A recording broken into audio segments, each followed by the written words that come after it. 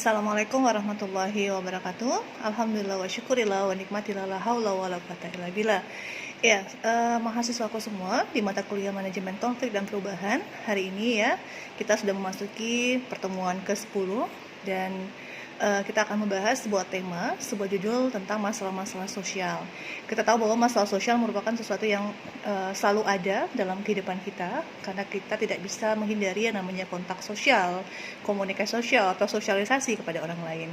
Ya, filenya ya atau PPT-nya sudah saya share di e-learning. Nanti setelah ini silakan kalian melihat e-learning ya, dan kemudian lihat lagi bahwa ada soal, ada tugas maksud saya yang harus dikerjakan dengan baik, karena itu penilaian.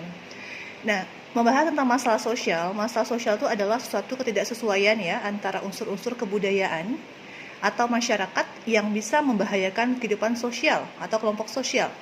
Nah, jika terjadi, maka bentrokan antara unsur-unsur yang ada dapat menimbulkan gangguan atau hubungan sosial, seperti kegoyahan dalam kelompok tersebut ya, atau dalam masyarakat secara luas. Nah, masalah sosial itu bisa muncul karena apa? Karena adanya perbedaan yang mencolok antara nilai, antara dasen dan dasolen ya, antara harapan dan kenyataan dalam masyarakat dengan realitas yang ada. Dan yang menjadi sumber masalah sosial bisa saja karena proses sosialnya, misalnya karena sesuatu yang tidak direncanakan ya, itu seperti bencana alam. Adanya masalah sosial dalam masyarakat itu juga bisa ditetapkan oleh lembaga, khususnya seperti masyarakat, pemerintah, organisasi sosial, dan lain sebagainya. Nah, menurut Sujono Sukanto ya, salah satu pakar sosiolog yang ada di Indonesia, mengatakan bahwa faktor penyebab masalah sosial ini adalah faktor ekonomi, kemiskinan, pengangguran, adanya faktor biologis ya, karena gizi buruk, kemudian wabah penyakit, faktor psikologis, stres, beban hidup, kemudian faktor budaya, kenakalan remaja, pernikahan dini, perceraian, dan lain sebagainya. Nah, apa sih contohnya tadi yang setelah saya sebutkan? Adanya kemiskinan, kemudian adanya kejahatan atau kriminalitas di organisasi keluarga, kemudian misalnya sesuatu yang tidak terduga seperti peperangan, kemudian pelanggaran norma-norma masyarakat ya, misalnya seperti KDRT, pelacuran, kemudian hak anak misalnya yang delinkuensi anak ya, yang disebut dengan kenakalan remaja, kemudian misalnya karena narkoba, alkohol, dan lain sebagainya. Nah, apa sih dampak dari masalah sosial? Masalah sosial jelas itu akan meningkatkan kriminalitas dalam masyarakat, akan menambah masalah di masyarakat, akan terjadi kesenjangan antara orang kaya dan orang miskin ya, gapnya akan kelihatan sekali.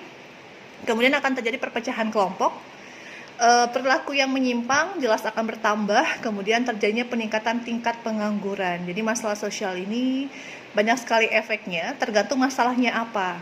Oke ya. Nah, kemudian apa sih upayanya mengatasi masalah sosial? Ya, bisa dengan meningkatkan mutu pendidikan, meningkatkan kesadaran sosial, pemerataan pembangunan, kemudian menyediakan lapangan pekerjaan, memberi sanksi sosial yang tegas misalnya kepada pelaku atau pelanggar masalah sosial, kemudian harus adanya sosialisasi yang terus-menerus ya tentang nilai dan juga norma sosial. Nah, sekarang apa kaitannya dengan manajemen konflik dan perubahan? Manajemen konflik itu, karena Anda adalah prodi manajemen dakwah ya, maka Anda harus bisa nih melihat kira-kira, karena Anda akan bersentuhan langsung dengan masyarakat dan tidak bisa menghindari bagaimana masyarakat itu bermasalah, bagaimana masyarakat itu menjadi tidak kondusif suasananya. Nah, kalian sebagai orang manajemen itu harus bisa membuat suatu formula. Bagaimana caranya memanage, jangan sampai masalah-masalah itu akan menjadi hal yang besar di masyarakat ya. Karena Anda misalnya di organisasi itu kan ada gapnya, ada kesenjangan antara harapan dan kenyataannya, ada masalah sosialnya. Misalnya ada yang tidak ingin mendengarkan pendapat orang lain, ada yang merasa bahwa dirinya yang terbaik gitu ya, atau merasa organisasinya yang terbaik misalnya. Nah, itu adalah masalah sosial yang ada di masyarakat kita. Jadi silakan nanti lihat di e-learning ya, tugasnya apa. Saya minta kalian untuk mengerjakannya dengan baik, karena itu penilaian. Oke, itu saja dari saya. Terima kasih banyak, semoga selalu sehat ya. Semoga selalu dimudahkan oleh Allah, tetap termotivasi untuk menjadi lebih baik. Ingat bahwa Anda adalah generasi yang akan nanti membuat Indonesia, yang akan membuat Islam dan membanggakan orang tua. Wabillahi taufiq wal hidayah. Assalamualaikum warahmatullahi wabarakatuh.